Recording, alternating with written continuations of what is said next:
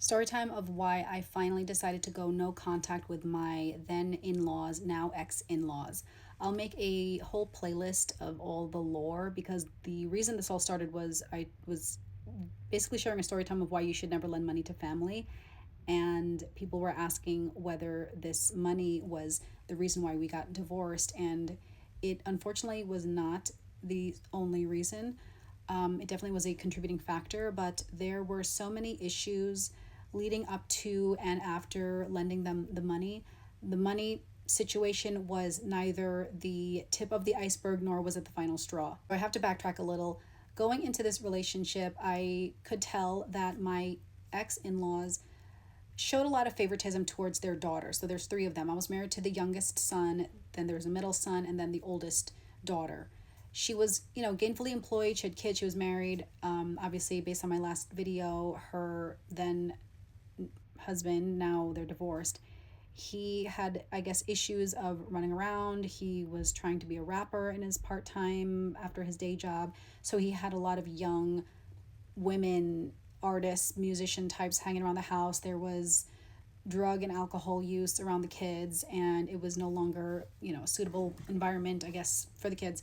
Whatever. There are other reasons. I'm not going to get into all that. But the final straw was when there was a physical altercation, and she finally left with the kids and moved back into her parents' house with the kids. That's why when my in-laws were downsizing their house, they had to find they were building a new construction home that was big enough to fit their grandkids, their adult daughter, and also they had to have a temporary rental that was also big enough to fit their grandkids and their adult daughter because they were all living together. I don't know if you would call it enabling, but they were subsidizing heavily their daughter's lifestyle. They were paying for their grandson's private school tuition. They paid for their daughter's, down payments on her car, down payments on her home. They were always bringing groceries to her house, buying her appliances, just like basic adult things. They were spending all this money on her because they felt she needed more help because her husband was kind of a deadbeat. So they felt she needed more help than the other siblings. This favoritism extended to the grandkids by the time that my son came around. Okay, so let's go back before my son was even born. So I was pregnant with my son at the time that my ex-in-laws borrowed the money, and even though there were a lot of issues, I wanted my son to have a good relationship with both sides of the family because my parents at the time lived states away. They now don't even live in the country.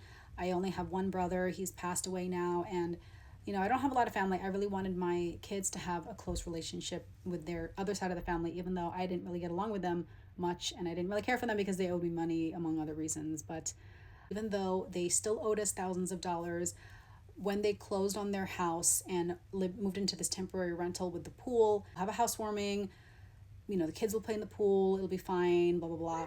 We drove 2 hours. It was 9 months, and I was overdue. I was like literally 9 months and like a week pregnant. We brought cake, we brought pool floaties, we brought toys to give to our nieces and nephews. I left off last time where I talked about how I almost filed a restraining order against my ex-sister-in-law's then husband. His parents begged me not to do that. They said it would cause a huge rift in the family. His sister would never forgive us. They wouldn't see the grandkids. They just were really worried about the ripple effect it would have. And I eventually capitulated because I just wanted to have a happy family with everyone. So I didn't file a restraining order. However, we made it clear that we would not be around this guy, the estranged husband. We didn't want him around. We didn't want him contacting me. He already wasn't supposed to be contacting me, so he already broke that when he sent me that last text saying, threatening us. And they said, yes, of course not, blah, blah, blah. He won't be around, whatever. We drive up to their new rental, gifts in tow, 9 months pregnant, cake for the kids.